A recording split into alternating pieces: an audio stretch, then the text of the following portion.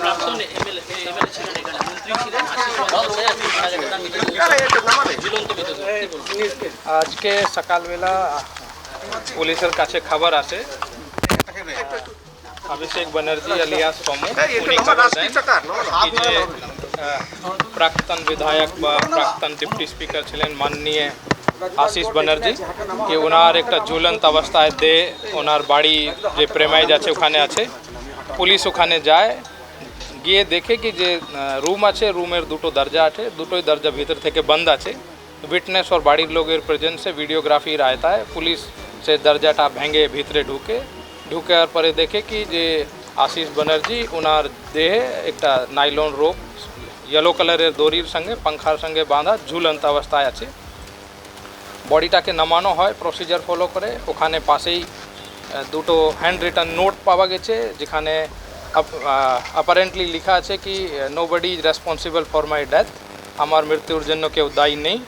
Police যা procedure আছে যেহেতু এটা আনন্যাচুরাল ডেথ কেসে ইনকোয়েস্ট অ্যান্ড পোস্টমর্টম করা ম্যান্ডেটরি আছে, সেই পদ্ধতিটা চলছে। এখন বডিকে ওখান থেকে সম্মানভাবে Rampurhat government medical college and হসপিটালে রিমুভ করা হয়েছিল।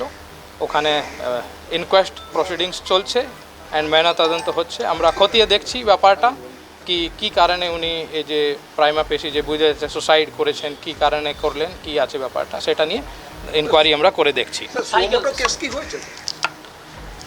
না, এখানে সোমোটো কেস মানে কি?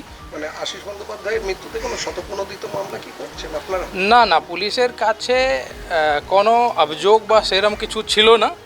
যেহেতু একটা ডেড বডি এরম পাওয়া গেছে, স্বাভাবিক আইনি যে প্রক্রিয়া আছে সেভাবে এরম ঘটনাগুলিতে যেহেতু আনন্যাচুরাল ডেথ একটা থাকে, এটা ন্যাচুরাল ডেথ নয়, তাহলে ইনকোয়েস্ট অ্যান্ড পোস্টমর্টম করতে গেলে একটা ইউডি কেস যাকে বলা হয় আনন্যাচুরাল ডেথ কেস সেটা করতে হয়, সেটা আমরা করেছি।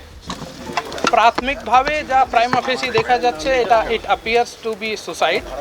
বাদ বাকি আমরা ইনকোয়েস্ট অ্যান্ড যে পোস্টমর্টমগুলো হবে তারপর আমরা ইনকোয়ারি করে দেখছি। না, কোনো অভিযোগ নেই। অ্যান্ড উনি তো খুব ইনকোয়ারি টিম কি তৈরি করা হয়েছে?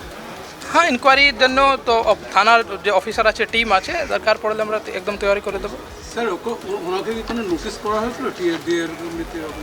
না, আমার যতটা নলেজ আছে ওনার বিরুদ্ধে পুলিশের কাছে কোনো অভিযোগ ছিল না অ্যান্ড ওনাকে কোনো নোটিশ বি করা হয়নি অ্যান্ড এরম কিছু ছিল না।